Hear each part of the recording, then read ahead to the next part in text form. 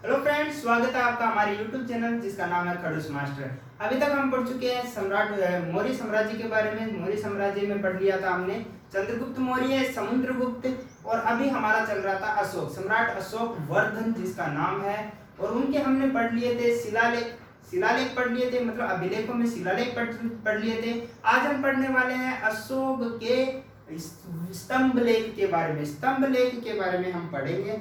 और देखिए स्तंभ लेख कहाँ के बड़े बड़े स्तंभ होते थे 40 से 50 फुट के, और यहाँ से यहाँ पे यूपी से यहाँ पे चुनार पत्थर से ये सब बनाए गए हैं। और देखिए स्तंभ लेख, स्तंभ लेख देखिए अशोक के जो स्तंभ लेख है वो दो प्रकार के थे। एक तो बृहद बृहद स्तंभ लेख,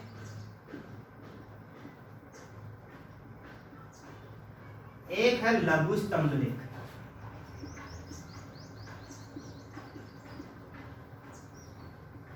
दो प्रकार के थे। बृहद मीन्स बड़े बड़े स्तंभ लेख थे, और एक था लघु स्तंभ लेख। लघु स्तंभ लेख के बारे में बताया गया है। चलिए ये देखिए, सबसे पहले पढ़ेंगे हम बृहद स्तंभ लेख। बृहद स्तंभ जो लेख हैं वो 7 स्तंभ लेख है, 7 बृहद स्तंभ लेख है। लेकिन हमें कहां से मिले हैं? 6 स्थानों से प्राप्त हुए हैं। 7 जो बृहद स्तंभ लेख हैं वो 6 स्थानों से हमें प्राप्त हुए हैं। और 6 स्थान कौन से हैं? तो सबसे पहले लेते हैं हम, देखिए दिल्ली टोपरा, दिल्ली का जो टोपरा स्तंभ लेख है, टोपरा स्तंभ लेख, दिल्ली का टोपरा स्तंभ लेख है। दूसरा है दिल्ली का, दिल्ली में ही उत्तर प्रदेश में है, और मेरठ स्तंभ लेख, मेरठ स्तंभ लेख। देखिए जो टोपरा का स्तंभ लेख है वो सबसे पहले प्राप्त हुआ था और सबसे ज्यादा प्रसिद्ध भी है। हम इसके बारे में विस्तार से बाद में पढ़ेंगे। पहले इन 7 अभिलेखों के बारे में जान लेते हैं जो 6 स्थानों से हमें प्राप्त हुए हैं। चलिए क्या हो गया? दिल्ली का टोपरा स्तंभ लेख और दिल्ली का मेरठ स्तंभ लेख। अब देखिए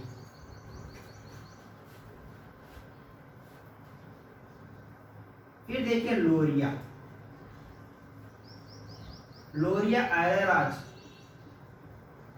लोरिया अरेराज स्तंभ लेख। लोरिया है, लोरिया का क्या है? अरेराज स्तंभ लेख है।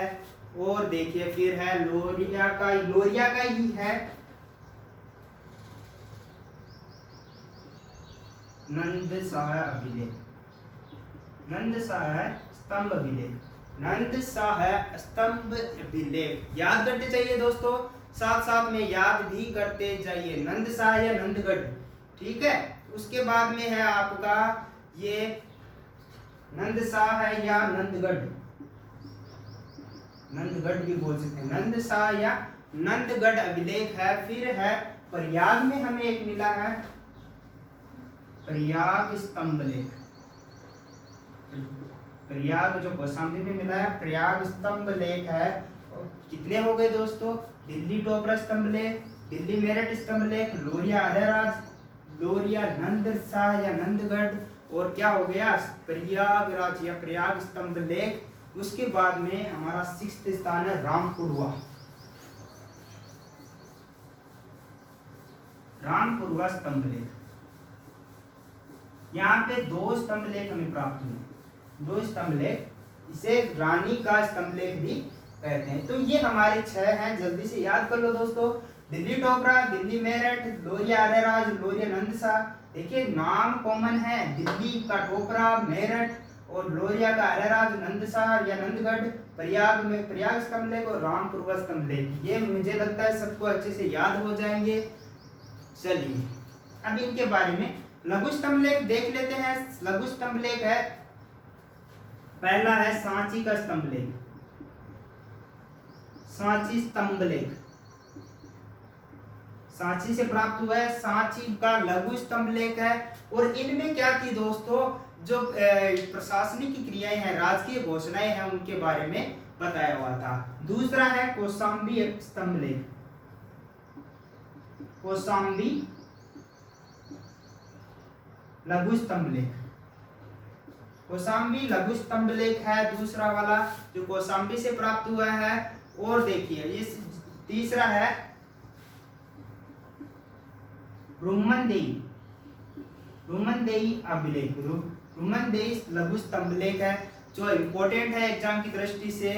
और तीसरा है निस्लीवा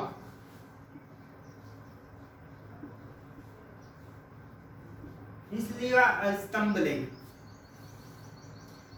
निस्लीवा स्तंभ लेख हमें प्राप्त हुआ नेपाल से। और उसके बाद में सारनाथ स्तंभ लेख,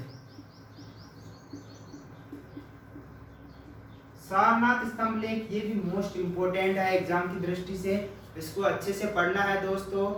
और उसके बाद में संकीर्ण स्तंभ लेख, संकीर्ण स्तंभ लेख, संकीर्ण स्तंभ लेख के बारे में भी बताया गया। चलिए ये तो थे हमारे वृहत स्तंभ लेख और ये क्या है लघु स्तंभ लेख। अब इनके बारे में हम विस्तार से पढ़ेंगे और अच्छे से जानकारी स्थापित हासिल करेंगे। चलिए तो इनको याद करें पहले, उसके बाद में ही हम आगे बढ़ेंगे। तो देखिए सबसे पहले हमने कौन सा पढ़ा था, दिल्ली का टोपरा अभिलेख। अभी जो स्तंभ लेख है उसके बारे में पढ़ते हैं। देखिए पहला है स्तंभ लेख कौन सा, दिल्ली का टोपरा स्तंभ लेख।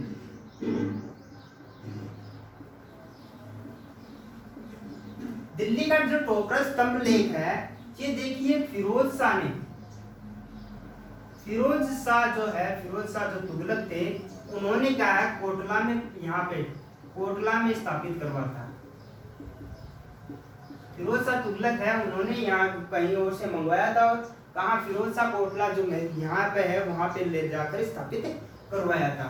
दूसरी बात इसकी है प्रसिद्ध स्तंभ लेख है, सबसे ज्यादा प्रसिद्ध स्तंभ लेख है।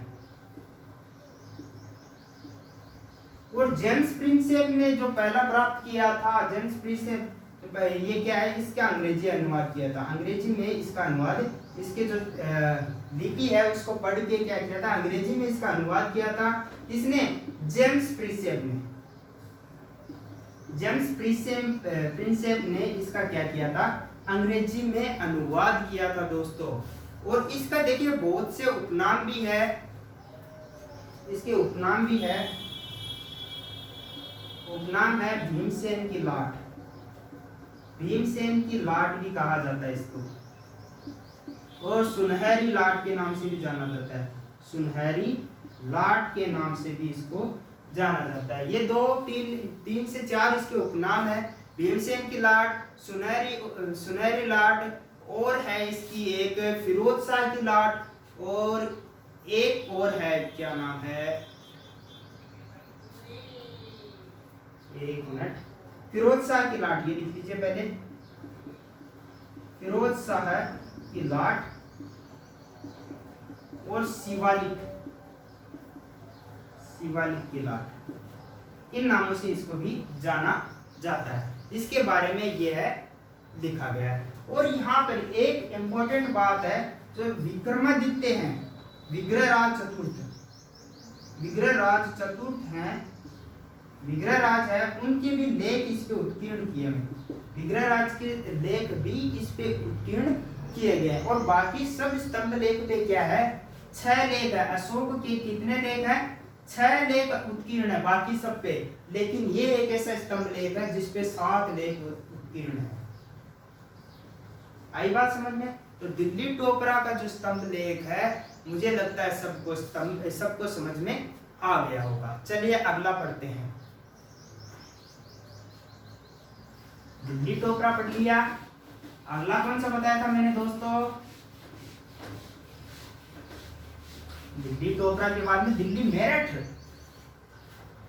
दूसरा है दिल्ली मेरठ स्तंभ लेख। अब दिल्ली में मेरठ में स्थापित किया गया है, और किसने करवाया स्थापित, फिरोज शाह तुगलक ने ही, फिरोज शाह तुगलक ने ही इसको दिल्ली मेरठ में स्थापित या कोटला में स्थापित करवाया था, कोटला में स्थापित करवाया था, सॉरी कोटला में इसको स्थापित करवाया था। किसने, फिरोज शाह ने। और इसके बाद में देखिए इसकी खोज की थी टिफेन थेलर ने, इसकी खोज किसने की थी, टिफेनथेलर। शुरू में मैंने बताया था टिफेनथेलर ने क्या किया था, इसकी खोज की थी। आई थिंक सबको समझ में आ रहा होगा। किसी को भी अगर कोई डाउट है तो वो पूछ सकता है। और कहाँ पे प्राप्त है, ये दोनों ही उत्तर प्रदेश से प्राप्त है, उत्तर प्रदेश से प्राप्त है। चलिए तो देखिए दिल्ली, एक तो दिल्ली टोपरा, दिल्ली मेरठ हम पढ़ चुके हैं। अब हम पढ़ेंगे प्रयाग स्तंभ लेख, जो कहाँ पे प्राप्त हुआ है। हाँ, प्रयाग स्तंभ लेख। प्रयाग कहाँ है दोस्तों, प्रयाग प्रशस्ति भी बोलते हैं, प्रयाग स्तंभ लेख जो कौशाम्बी तीसरा देखिए प्रयाग स्तंभ लेख कहां से प्राप्त हुआ है, कौशाम्बी, जो कहां पे अभी उत्तर प्रदेश, कौशाम्बी से प्राप्त हुआ प्रयाग का स्तंभ लेख।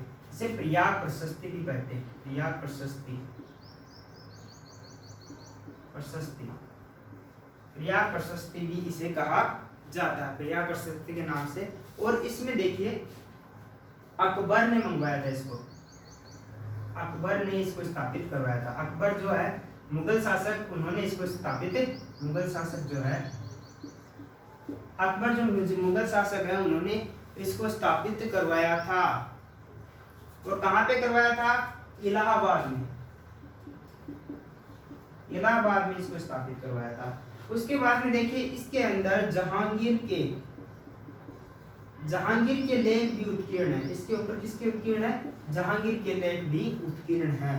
तो प्रयाग स्तंभ लेख में जो प्रयाग प्रशस्ति है उसके अंदर जहांगीर के लेख भी उत्कीर्ण माने जाते हैं। चलिए ठीक, चलिए अब दो मैंने बताए थे, एक ही नाम के, एक तो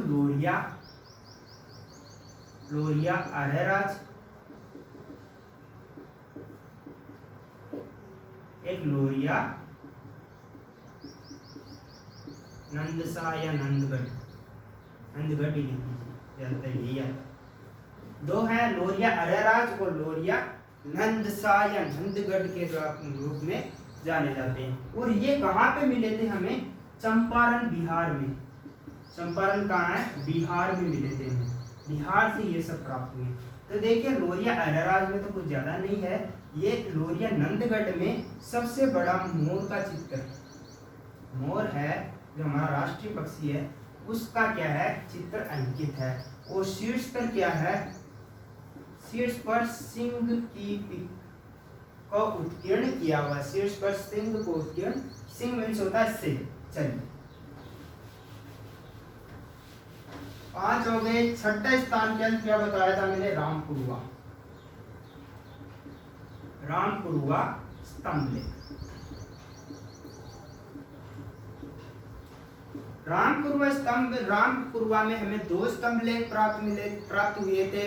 और जिसको क्या बोलते हैं, रामपुरुआ स्तंभ लेख में 2 यहाँ पे प्राप्त हुए थे। और यहाँ पे क्या है, शीर्ष पर क्या अंकित है दोस्तों, शीर्ष पर वृषभ अंकित है। वृषभ किसे बोलते हैं, बेल, वृषभ अंकित है। और लेख विहीर है ये।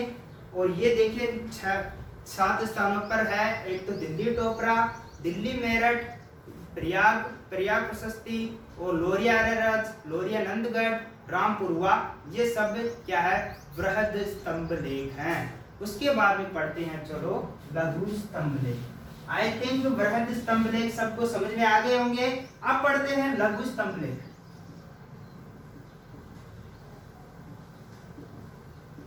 लघु स्तंभ लेख, देखिए लघु स्तंभ लेख में 2 इंपॉर्टेंट है, लेकिन हम पढ़ेंगे सारे।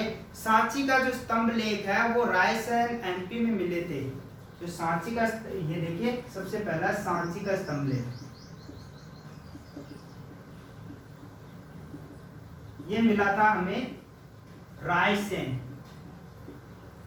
यूपी में।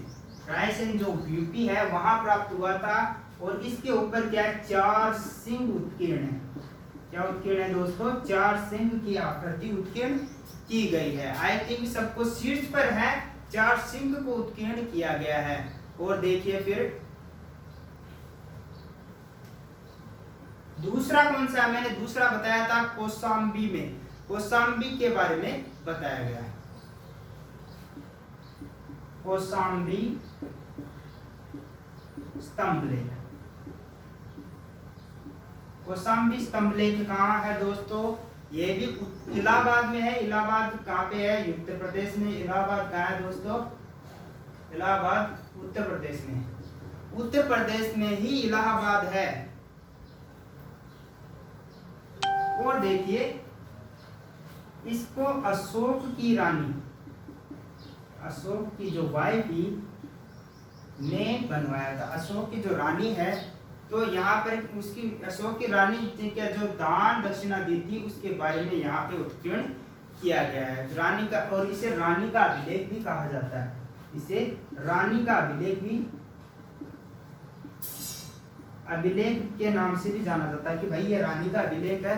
और अशोक की जो रानी थी उसके बारे में, उसकी जो दान दक्षिणा है उसके बारे में इसके बारे में बताया गया है।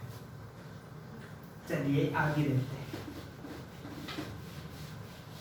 दो अभिलेख हो गए। स्तंभ लेख मैंने कितने बताए थे? 5 या 6 बताए थे। ठीक है,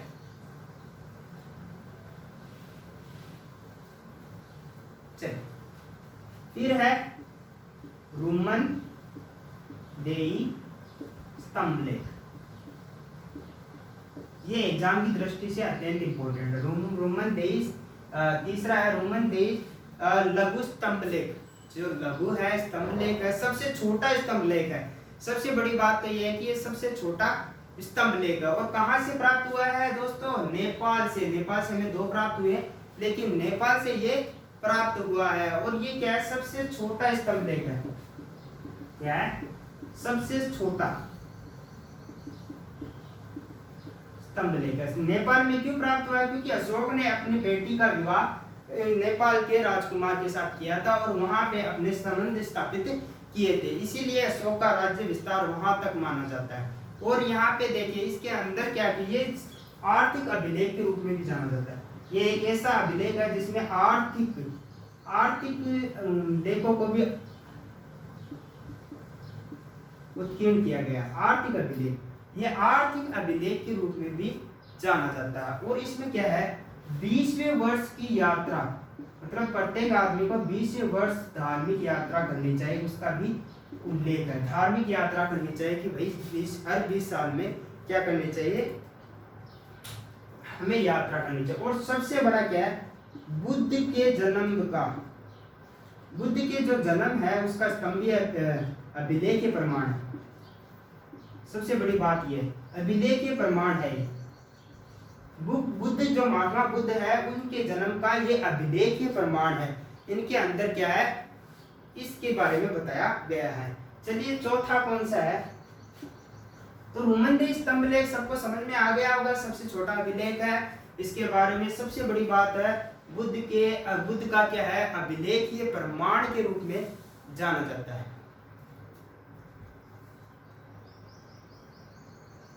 ठीक है, तीसरा क्या है? निस्निवा अभिलेख, जो कहां पे प्राप्त हुआ है? नेपाल में। इसके अंदर कण्व ऋषि के बारे में बताया गया है। कण्व ऋषि को दान दक्षिणा देने के बारे में, अशोक के द्वारा जो दान दिया गया था उसके बारे में बताया गया। जो एक स्तूप का दान किया था कनक ऋषि मुनि को, तो उसके बारे में कनक मुनि को उन्होंने एक स्तूप दान किया था, उसके बारे में इसमें बताया गया है। चलिए फिफ्थ है, पांचवा कौन सा दोस्तों? पांचवा स्तंभ लेख कौन सा है? स्तंभ लेख है सारनाथ। ये इंपॉर्टेंट है, सारनाथ का स्तंभ लेख। सारनाथ का स्तंभ लेख बहुत ज्यादा इंपॉर्टेंट है। और ये कहां पे मिला था दोस्तों? हमें यूपी में मिला था। यूपी में ही ये हमें प्राप्त हुआ था। देखिए, और इस पे क्या है? 4 जानवरों के या 4 धर्म चक्र, 4 जानवरों के बारे में बताया गया। सबसे पहले इसमें देखिए सबसे ऊपर क्या है? 4 सिंह उत्कीर्ण किए गए। 4 सिंह किसका प्रतिरूप थे? महात्मा बुद्ध का प्रतिरूप थे। और इसमें देखिए फिर उसमें मस्तक के बाद में क्या है? मस्तक पर क्या? महाधर्म चक्र मस्तक पे क्या है, मस्तक पे है महाधर्म चक्र। महाधर्म चक्र में क्या है, 32 तीलियां हैं।